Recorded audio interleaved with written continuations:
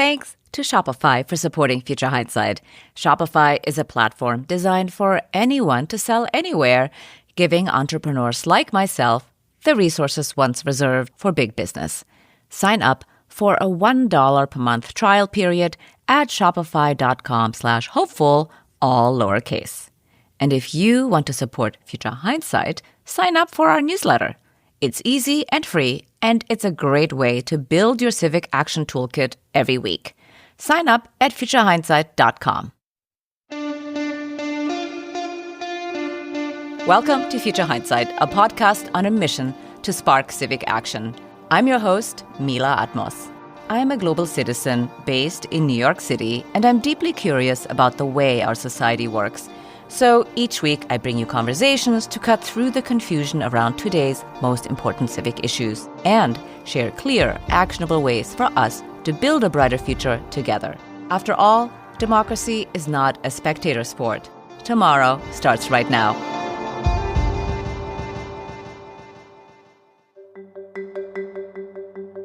American democracy is suffering a crisis of legitimacy.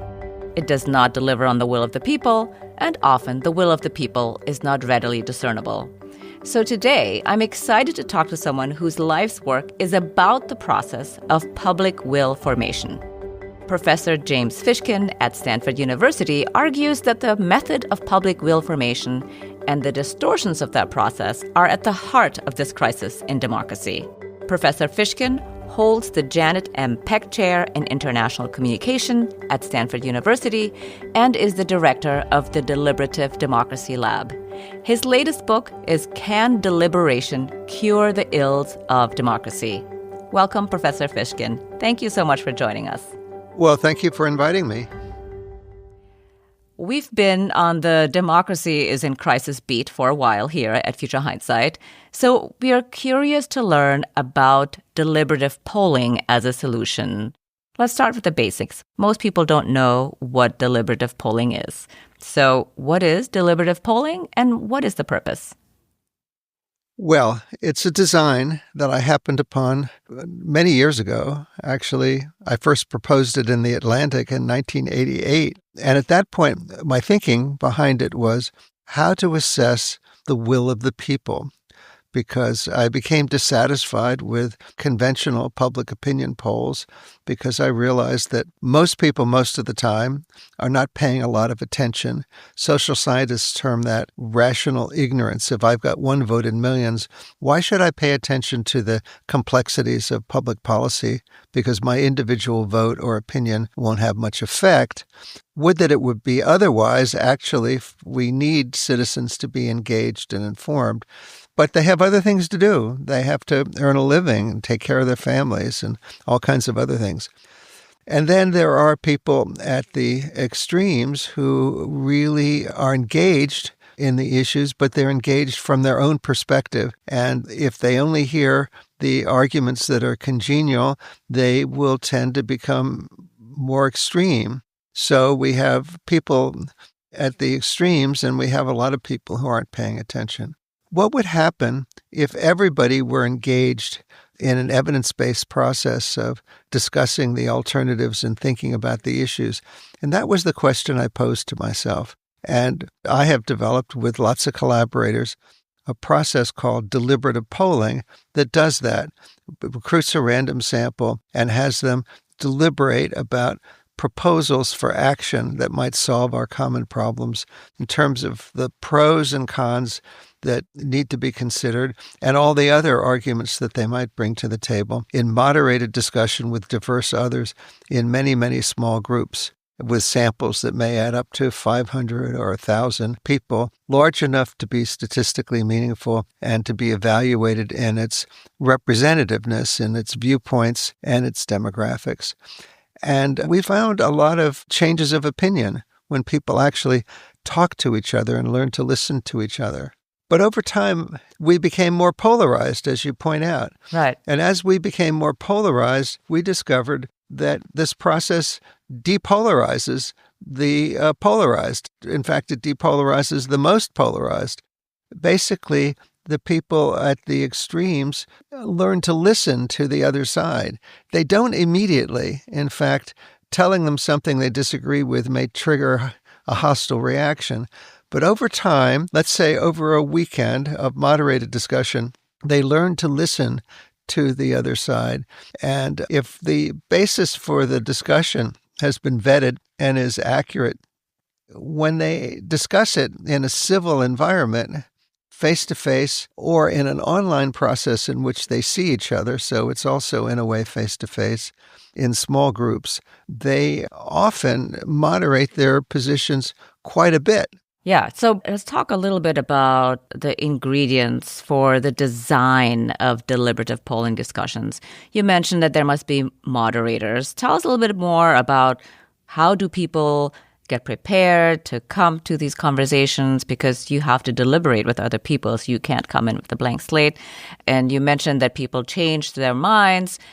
And I know that one of the criticisms is that everyday people are deemed not to be well-educated enough or knowledgeable enough to be in deliberation, with better educated participants or hardcore partisans will taint the discussion.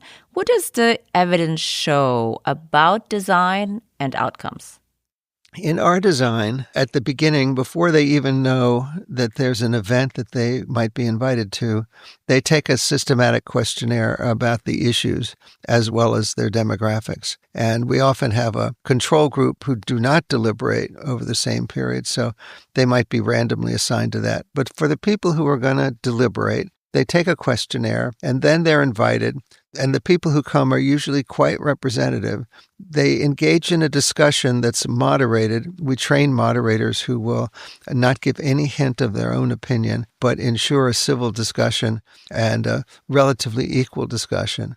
And it turns out, despite the expectations of a lot of armchair empiricists or people who study juries, the discussions are not dominated by the most educated. They're not dominated by the rich and powerful. In fact, the discussion is very equal, and the movements of opinion are, as often as not, in fact, more often, in the direction advocated by the less well-off rather than by the more well-off. We have systematic data on that in the appendix to the book, and it's rather surprising.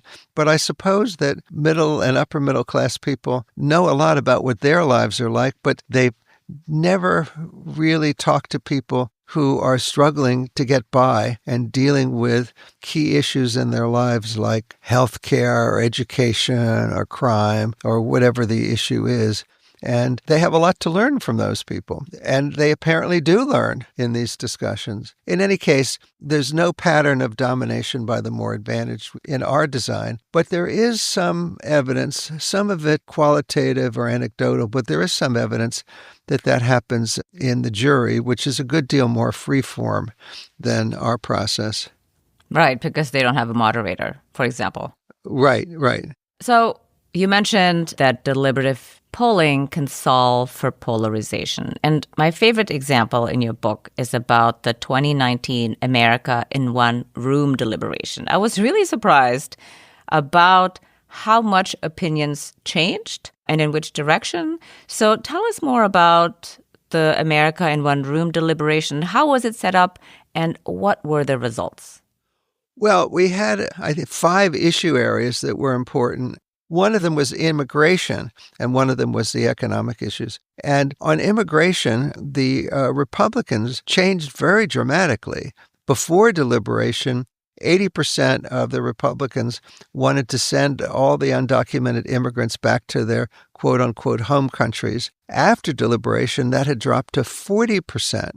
Also, there were similar movements on immigration, on visas for low-skilled workers, visas for high-skilled workers, on maintaining protection for the DACA, people who had been brought to the United States as children and who are now actually grown up, but who were initially undocumented.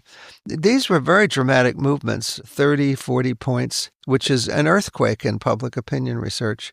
And the Democrats changed as much on some other issues, particularly economic issues, which would involve a lot of redistribution and have an effect on the deficit. There was a proposal that Senator Booker at the time was advocating to give every child a bond at birth that could mature as they were growing up, and the proceeds could be used for education or a down payment on a house. It's a clever proposal, but support for that went from about 80% to 40% also. Mm-hmm. And there were some other redistributive proposals that went down, like universal basic income. So both the Republicans and Democrats moved dramatically, and they moved to positions that were closer together. And also the people who took the most extreme positions moved consistently the most. So what's going on here? It took us a while to explain it, but we think that basically people learned to listen to each other. They wouldn't at the beginning, but after a while they did. In fact, CNN did a video about that very project and the immigration discussion, and the people who were yelling at each other the most from the most extreme positions on either side ended up hugging each other at the end. But the point is that we're often in our filter bubbles with social media. But if we do talk about politics or policy, we exercise our choice of whom to talk to. Often we talk to people who are similar to ourselves, and we consult media sources that we find congenial. And that's natural, but that fuels partisan polarization. But there's another kind of motivated reasoning in addition to the partisan or directional kind. And it's called evidence-based motivated reasoning. And it's when people are engaged together to get to the bottom of the issue and really figure it out. And it also lowers the temperature. It lowers the affective polarization and the dislike members of the two main parties have for each other. And it does that there's a psychological phenomenon called the contact hypothesis, which is basically that when people who may be prejudiced towards each other or really strongly dislike each other, when they work together on a common task under conditions of equality that are sanctioned as legitimate, they lose the negative affect and the dislike, and they cool down. And then it becomes much easier for people to actually work through the solutions to problems together. Right. I really like what you said there about evidence-based reasoning. I was really struck by the Texas Public Utilities Commission's deliberative polls that started in 1996, and they're definitely engaged in evidence-based reasoning here. Notably, and I didn't know this before until I read your book, that this is the reason why Texas today is number one in the country for wind power. Unfortunately, since deregulation, the deliberative process is no more. But tell us about what was the problem they were solving for, and what did they decide? The problem was how to produce more electricity, because Texas was and still is growing very fast. And so there were a lot of options, but the Public Utility Commission, and that was supported by the legislature at the time, had the option of requiring that the companies consult the public. Should they increase investments in coal plants? Should they increase investments in natural gas plants? Should they increase investment in renewable energy like wind power? Should they reduce the need for electricity by demand-side management, basically conservation programs? Or should they pipe the energy in from Mexico? These were the options that are on the table at the time. And those pose trade-offs in terms of, coal is cheap but dirty. Natural gas is much cleaner, but it still produces emissions. Wind power is very clean, but it's intermittent. The wind doesn't blow all the time. Conservation is very clean, but it requires a lot of public effort to implement the conservation and lower the demand. So these are trade-offs that affect people. I had just brought about a large-scale deliberation nationally that was broadcast on PBS at the time in 1996. And the companies were struggling with this mandate that they had to report a plan to consult the public. So what were they going to do? If they did polls, they knew that the public wasn't very well informed about these issues, and hundreds of millions of dollars depended upon what investments they were going to make. And they had to report their conclusions to the Public Utility Commission to get their plans approved. Well, I was very interested when they contacted me, but I was interested also because one of the vicissitudes of public opinion that concerned me was that some of the answers that people offer to public opinion polls don't actually reflect real opinions because people never like to say they don't know. And this was discovered by Phil Converse of the University of Michigan, who helped us with our projects. He was a senior figure in political science, and he concluded that a question, for example, about the government's role in public utilities and in generating electricity, there was no opinion there. It just varied randomly, and over several years when people went back, they couldn't even remember what they said the past year. They didn't care about the issue. But they didn't want to admit they don't know, so they picked an item. This was dramatized later by a friend of mine, George Bishop, who did polling about the Public Affairs Act of 1975. This is a great story. And people offered answers to it because they didn't want to admit they don't know, but they couldn't have had opinions about it because it was fictional.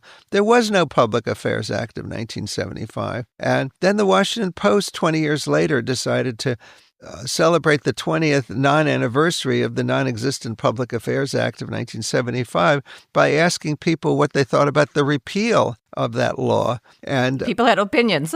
That's right. Half the sample was told that the Republicans wanted to repeal it and half the sample that the Democrats wanted to repeal it. And they got quite different answers depending upon the party. But, you can't repeal something that doesn't exist. So some opinions are like that. And some of them just reflect a whiff of an impression of sound bites and headlines, but they don't reflect any real thought. And this is what sent me down the road of thinking about, well, what is the process that could generate real opinions for these people so that we could represent all the people and have a public opinion really worth listening to because it's been thought out. And that's closer to what I think the will of the people is.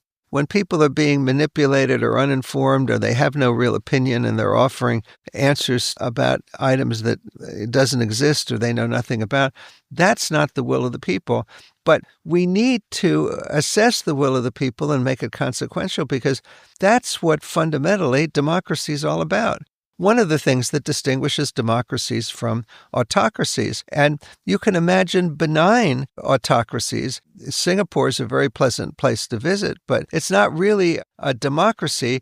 It's a technocracy. That is, technocrats are doing cost-benefit analysis, and they are deciding what's good for the people, but the people don't have a meaningful role in self-governance. And this is a problem.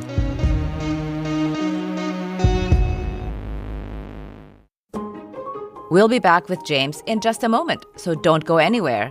You wouldn't want to miss this episode's Civic Spark. One small step we can all take to be more empowered and to ignite collective change.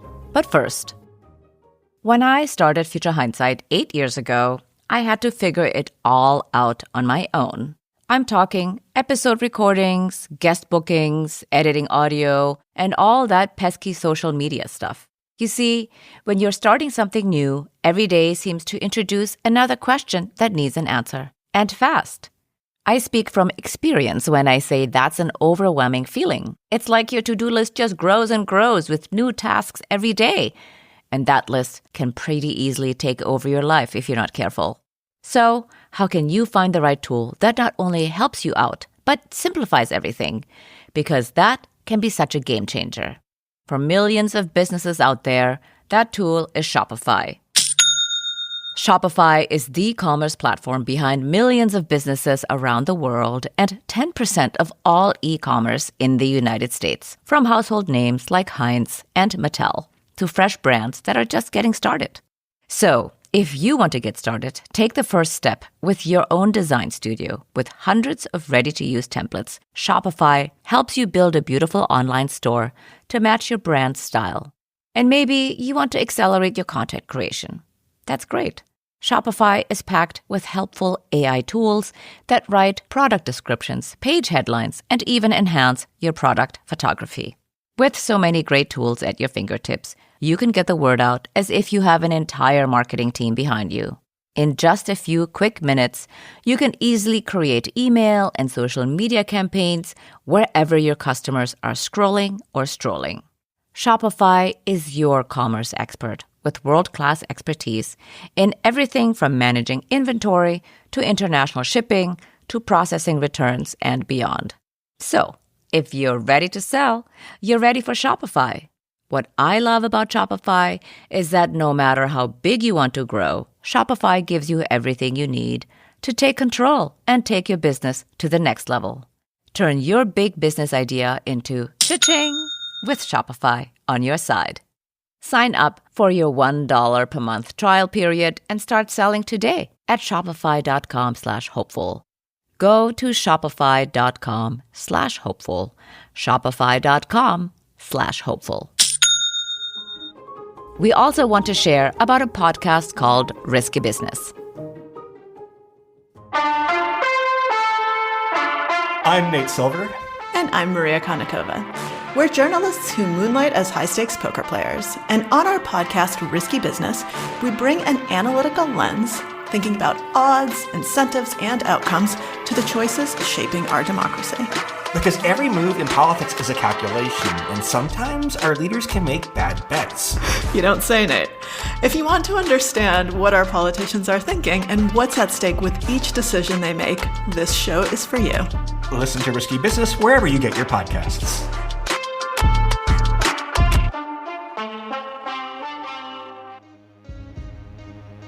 And now let's return to my conversation with James Fishkin.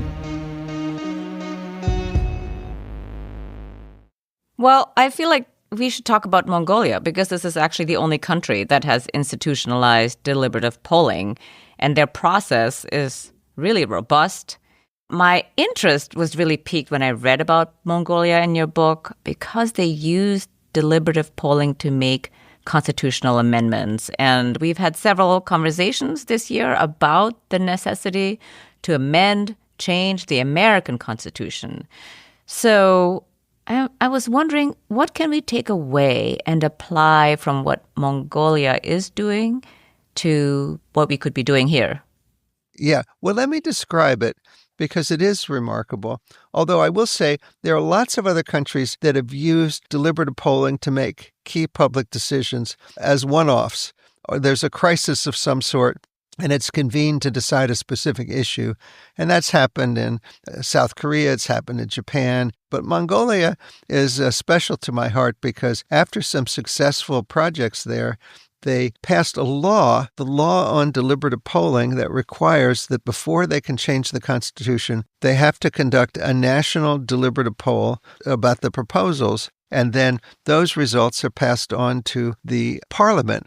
And if the parliament, in its wisdom, decides by a 2/3 vote to approve the amendment, then it becomes law. So this combines the wisdom of the people and the wisdom of the elected representatives, which I think is ideal for something as fundamental as a constitutional amendment.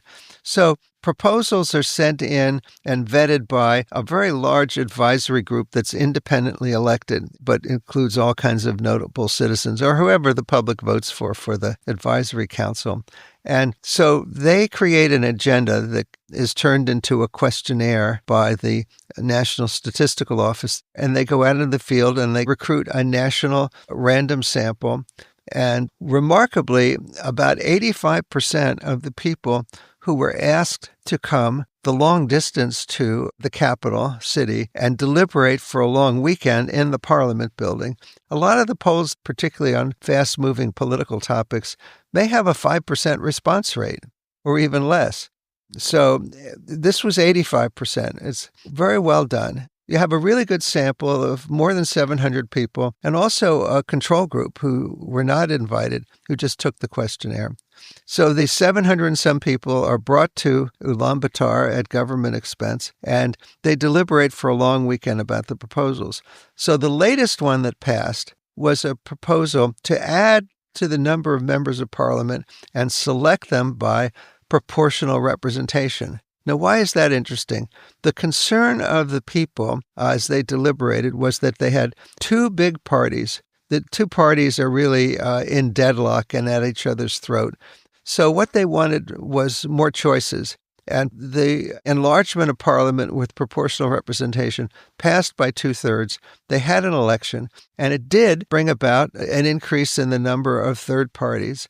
And then they had a celebration, the celebration of 10 years of deliberative polling. They presented me with the Mongolian edition of this very book, Can Deliberation Cure the Ills of Democracy, with the same cover, but the text is in Mongolian. In Mongolian, great. And then the president awarded me their highest state honor, which turns out to be this gold medal.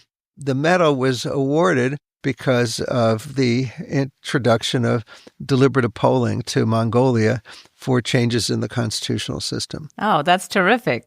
It's fantastic that Mongolia is so committed both to the process and also to implementing the results, the recommendations from the deliberations. I'm a little bit curious, though, about the United States, because we just discussed the example of Texas, the fact that deregulation basically undid the deliberative polling process about public utilities in Texas, but also the America in one room example of the Republicans in the room becoming less polarized and less anti-immigration, let's say, supporting more visas and not being pro-mass deportations. But here we are, like it doesn't seem to have made a difference in some sense.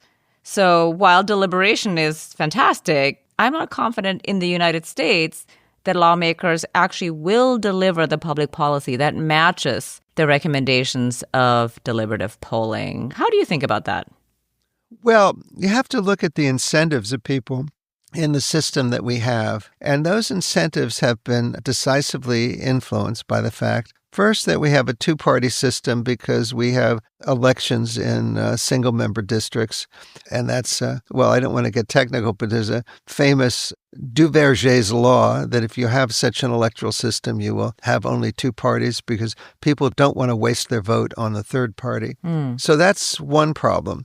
Second problem that's connected with it is the unintended consequences of a very well-intentioned, important reform, which was how we select our candidates, going all the way back to 1911, where the progressives promoted primary, referendum, and recall. The primary has become an enforcer of party discipline. Perhaps you remember the case of Eric Cantor, who was a leading Republican in the House, really on track to become the Speaker. And he said some conciliatory things about immigration, I think particularly about solving the DACA problem of immigrants who were brought as children to America by their parents, and then they've since grown up and have become mostly productive citizens. But anyway, the important thing that happened is in a low turnout primary, some people on the right were very angry that he would try to do that. And he got voted out, or he lost the primary. Right. And Virginia is one of those states that has what's called a sore loser law, that if you lose in the primary, you can't run as an independent or in any other way in the general election. So his political career, which was so promising, was basically over at that point. And so he's the poster child for how the mass primary, which was a laudable democratic reform, laudable in its intentions anyway, has become an enforcement mechanism for party discipline and indeed enforcement by the people who have the strongest opinions because they are the ones who turn out in the primary elections. So if you had a different mode of candidate nomination, if you moderated it in some way, ranked choice voting or maybe the top four system that they have in California, and certainly if you had open primaries rather than closed primaries so that people who were independents or from the other party could still vote in the primary, being primaried as a direct object wouldn't be such a frightful weapon of enforcement. So that keeps people to hewing the party line, whatever the party line is. And they really risk losing their job if they stray from it. But that was not the way Congress was supposed to work. Madison didn't even envision political parties when he thought that the Senate would be the home of deliberation. We used to talk about the U.S. Senate as the world's greatest deliberative body. Oh, yes. And nobody ever talks that way. No, nobody ever talks talks that way anymore. But that was the intention, you see. But the polarization in the parties has basically enforced party discipline and made it very difficult for candidates who want to avoid a primary and who also want to raise resources for their reelection to stray from the party line, whatever it is. And this goes for not only Republicans, it goes for Democrats too. Yeah. Well, so it's clear we need more deliberation and we need to create mini publics in the United States. And I like your idea of teaching or spreading deliberation in schools as a form of civic education, as well as convening the entire country in Deliberation Day. But, you know, in this current moment, in the summer of 2025, that seems very far away in the future, maybe if ever. But can you tell us a little bit more about what it would do, how we would execute it? Well, the Deliberation Day idea is something that I hatched with my close friend, Bruce Ackerman at the Yale Law School. And we published it in a book, 2004, with the Yale University Press, Deliberation Day. And there we were imagining it as face-to-face deliberation. The internet was not quite as prominent as it is now.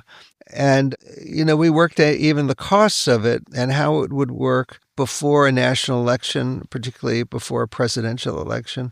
And it was all based on the model of deliberative polling, but scaled to very large numbers. So the reason that I developed, working with Stanford computer scientists, an online platform for deliberation is we wanted to scale deliberation. So the online platform makes it much easier.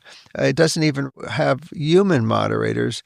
It has some voice prompts, but they're activated by the decisions of the people in the small group. So when we did climate change, which got very depolarizing results and very interesting results that were supportive across party, we divided 1,000 deliberators into groups of 10, and they were using this video platform where you can see everybody in your group like a Zoom. It has a queue for speaking of 45 seconds at a time. People sign up for the queue, but if they don't sign up for the queue, they're nudged to sign up for the queue to try to keep the participation relatively equal. It also allows people to spend a little bit of time reflecting on what they want to say when they use their 45 seconds. Of course, they can sign up again. And then it intervenes if people are not being civil to each other and puts that to a vote of the group. And then it also guides the participants in coming up with the key questions for the plenary session. What are the two most important questions you want answered before you make up your mind about this policy proposal? And then they're immediately connected to a Zoom webinar where all the groups are viewing it, and the panels of competing experts are asked to answer those questions from the people. We think we get the same results as with the human moderators face-to-face. I know that may sound far-fetched, but we just did an experiment in Finland where if a petition gets a certain number of signatures, then the parliament has to answer. And the parliament doesn't know quite what to do with it. So the parliament co-sponsored and came up with some of the money for a national deliberation where 600 people who would deliberate about 4 of those issues that the parliamentary committees were especially interested in. And the sample was divided up randomly into 3 conditions. One was face-to-face deliberation, where people from all over the country were brought to Helsinki. That's where I observed the deliberations. But then secondly, on Zoom with human moderators. And then thirdly, on this online platform with no actual human moderator, but where the AI-assisted process allows the people in each group to effectively moderate themselves. And the results are basically identical in the 3 conditions. Fascinating. And so that was proof positive that we have a mechanism for deliberation that we could scale to millions if we just found the right country and occasion that had the political will to try that. And we are in discussions with some countries about doing that. I expect we're going to be able to do that eventually. Yeah, well, sounds exciting. Imagine if you spread it in the schools, if you spread it before national elections, if you had lots of occasions like the initiative and the formulation of the initiative. I also talk about how this could be used to reform shareholder democracy. Because right now, if you have some stocks in your retirement account, it's the funds that are voting their preferences for your shares. Why shouldn't there be a way for people to deliberate and have a recommendation about how they should vote their shares? That would bring corporate democracy to life. There's a whole bunch of opportunities, and if we increase the number of opportunities for deliberation and also the scale all at the same time of some deliberations, we could, in my view, create a more deliberative society where more and more people had gone through this experience, and it has lasting effects, and it increases their commitment to the democratic process and their trust and their respect for those they disagree with, all kinds of nice things, which I think would all contribute to lowering the temperature and helping our current political situation. Yeah, totally agree. Every week on Future Hindsight, I ask my guest to share a civic spark, one small step we can all take to be more empowered and ignite collective change. What's a good way to turn the insights that you've shared with us today into action? Well, you should live the examined life, question your own beliefs and assumptions if you have not arrived at them after some considerable deliberation, but also learn to listen to the people whom you would not normally talk to the media sources you would not ordinarily consult. Learn to listen to them and try to figure out what's going on in the minds of those people. You'll find it very revealing. If everyone did that, we would arrive at a more self-critical and thoughtful society, in effect, a more deliberative society, which is, I think, what we need. So, these may be small steps, but they're significant every time people give it a try. Yeah, for sure. Totally agree. So you've been thinking about deliberative democracy and methods since 1988, almost 40 years now. And after 4 decades of this work, you must have learned a lot about human behavior, especially as political beings. So knowing what you know today, looking into the future, what makes you hopeful? Look, I have a lot of colleagues who think the public is incapable of taking responsibility for the country's direction. It's not that they don't want to, it's that they're incapable. I think that's wrong. The thing that I have concluded, and I've done this kind of project on every inhabited continent, including North America, but every inhabited continent multiple times. And my basic conclusion is that the people are not dumb. They're actually very smart collectively. If you give them the chance, if they don't think that there's an effort to manipulate them or sell them something, but rather you empower them to think about the issues, the conclusions they come to may not be the ones that I personally would come to. That doesn't matter. The point is they're their conclusions, the ones that they're prepared to embrace with their values, their history and experience. That's what democracy is all about. So the key thing is to reinvigorate the will of the people and to make it consequential. And the deliberative polling and the efforts to prepare for scaling deliberation, those are my efforts to do that. And there will be other efforts. And someday people will come up with even better designs than the deliberative poll. But the deliberative poll survives all the criticisms that come out of the jury literature and that are commonly offered, some of them you mentioned, in discussing deliberative democracy. So I started this out in 1988 where no one was talking about deliberative democracy except for one person who wrote about it as an interpretation of James Madison and some of his writings in the Federalist Papers, but not deliberation by the people. And I think that I have shown over the years that deliberation by the people is a practical option. I've shown how to do it. I've shown how it can be scaled. And the people's voice speaks for itself because the people always have reasons for what they conclude when they go through a deliberative process. And usually I think the reasons are very much worth listening to.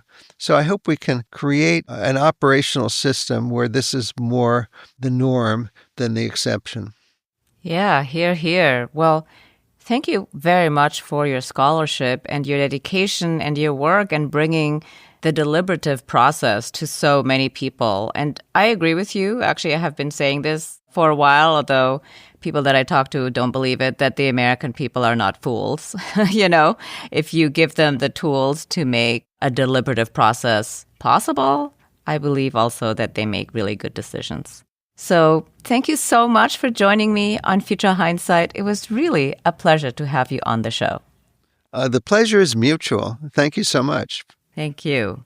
James Fishkin is the director of the Deliberative Democracy Lab and holds the Janet M. Peck Chair in International Communications at Stanford University. His latest book is Can Deliberation Cure the Ills of Democracy? Remember, civic action doesn't have to be complicated. It's about small steps that spark progress, like sharing this episode with a friend. Let's recap this week's Civic Spark and fire up our collective power. Learn to listen to people you wouldn't normally talk to, and tune into a news source or two that you don't normally watch or listen to. Deliberative democracy is, in many ways, about popping your own bubble. So pay attention to more than just what you're used to. Next week on Future Hindsight, we're joined by Jocelyn Simonson. She's professor of law and associate dean for research and scholarship at Brooklyn Law and the author of Radical Acts of Justice: How Ordinary People Are Dismantling Incarceration.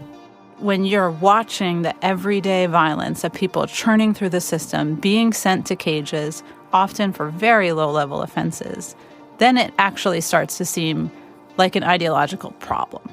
It showcases the way that the court, as you're sitting there, is actually an anti-democratic institution. That's next time on Future Hindsight.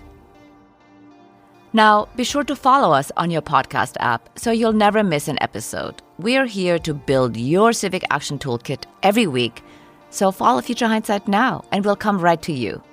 And if you want to support Future Hindsight and all the work we do as an independent pro-democracy podcast, join the Civics Club on Patreon.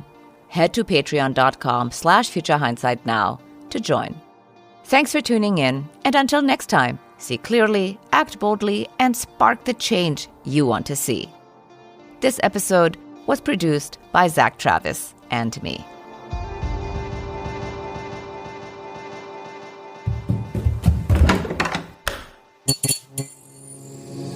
This podcast is part of the Democracy Group,